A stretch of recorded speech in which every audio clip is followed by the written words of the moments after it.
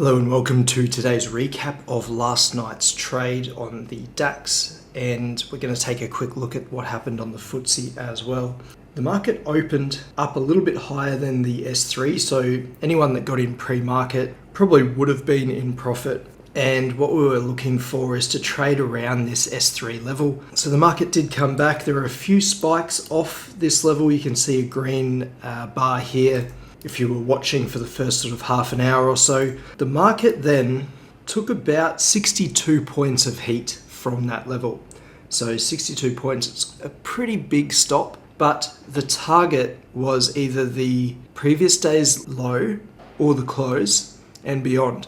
So as you can see, today we've reached the close and we've surpassed that previous day's low, which was 74 points. So even at a 1-to-1 risk-reward ratio, if that's the kind of trade you were going for to target that low, you could have probably just sat in it and taken that heat for about 70 points, obviously adjusting your volume to reflect the extra points that you're taking on in your stop loss. So you could have reduced your volume to incorporate a bigger stop, and that would have made the dollar value of the risk the same as what it could be. So adjusting your volume means that you can either increase or decrease the stop and keep that same amount of money at risk. So anybody that built into a position below the S3 would have done quite well as of this morning.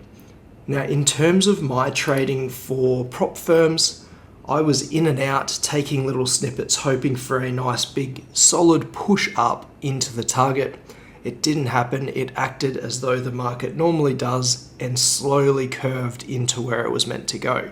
On a prop firm basis, I didn't necessarily trade it the best way, but those who had either their own accounts or they wanted to go for a 1-to-1 risk-reward ratio, they probably could have done it okay out of it. It's actually about a 1.5 up to that close gap if people had have held it until sort of earlier today.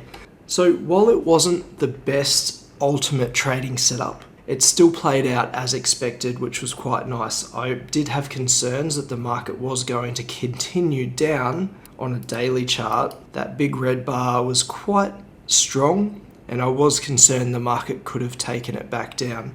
So I was playing it very safe yesterday and unfortunately didn't go all the way to the target, but I took a few snippets here and there around the S3, trading it based on the price action that I was seeing at the time. So in and out, if it came back against me, I closed out and took the profits and did okay, I guess, on the prop firms that I'm trading.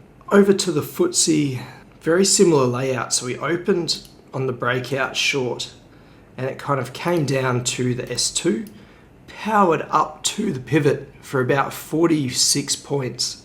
So that is a really good trade. Had you have gotten in at this level and hoped it went long, there was opportunity to get in 2 more times thereabouts. The first one would have taken a bit of heat and you would have been in it for some time had you have not closed it under 15 points, for example. However, this morning we've had about an 80-point rise over that US session. So in fact, even though the FTSE wasn't trading outside the S3, there was a much better buying opportunity on the UK100 or the FTSE as it went straight into that previous day's low and close.